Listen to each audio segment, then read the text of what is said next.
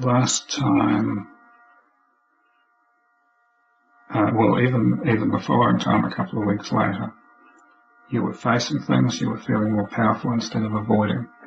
And so that was, and you were speaking to yourself more kindly about how you were being as a mother, which was spilling over into how you were with the boys.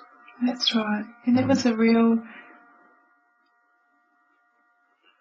it's such an important thing to me.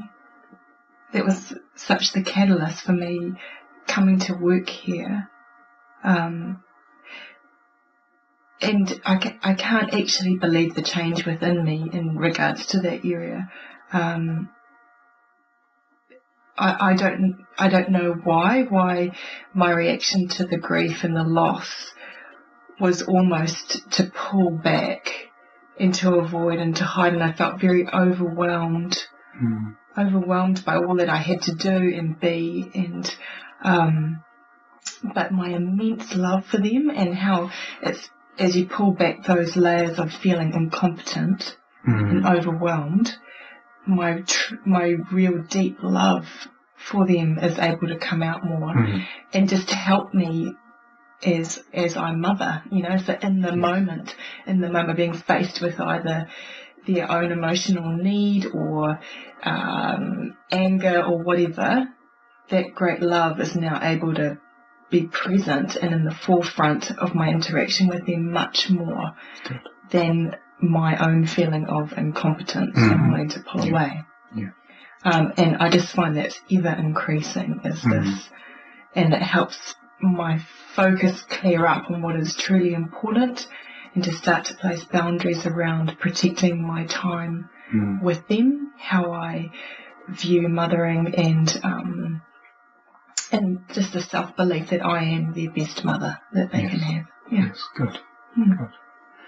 Yeah, it's kind of like you've got out of your own way so that you can see them, you can see them clearly, and you can relate to them. Yeah. And in some ways it was just, it's almost,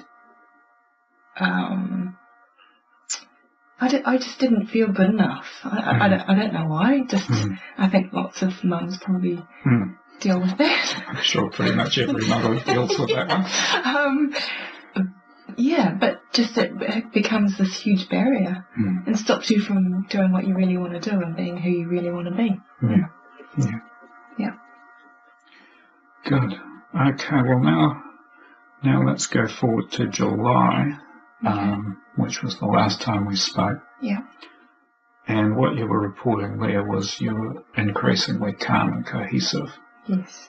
And that you felt strong and capable, which was exactly the opposite of what you'd been telling me 6 weeks before. Yeah. And that you were wanting to put together a plan, a set of goals to move forward. It was kind of like you'd been in the swamp and you'd found your way out of the swamp, and now you were looking for a new direction. That's right. Very much so.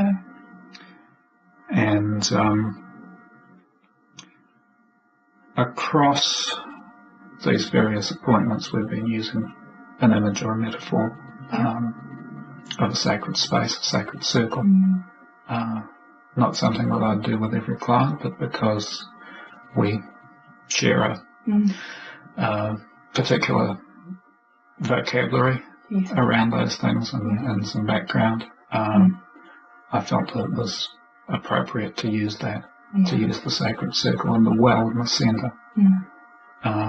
So if you recall, we did some work with the image of the woman at the well being getting the living water, of the water in the well rising up, and we also did some work last time of looking in the well and using it as a mirror and seeing your way forward, starting to see what was my deep self saying to me. And it was a very interesting image. It was the well of Galadriel, according to what I've noted down here. The well with your crown. It's interesting, and the thoughts that came to mind were complete my degree and follow my heart, and how I almost have to fight to do that because my mind comes in and says it's not practical. What about this? And they're all good things to think about. But for me, it's about finding the resonant core of my deep self and pursuing that part and persisting in it, even when I hit barriers rather than pulling back, which is what I've always done. And interesting, I went to a bookshop and there was this beautiful card which said follow your heart, and it's about anahata, the heart chakra, which is about self-love and acceptance. And for me it was just like, this is a deep, true truth that I haven't, you helped me uncover within myself, that I need to listen to and hang on to while you work that out within your present reality. Yes. And to think that that is real, true wisdom that I need to listen to and pay attention to. And it's very powerful. It's definitely stayed in my mind a lot. My mind and my being. Good. Good.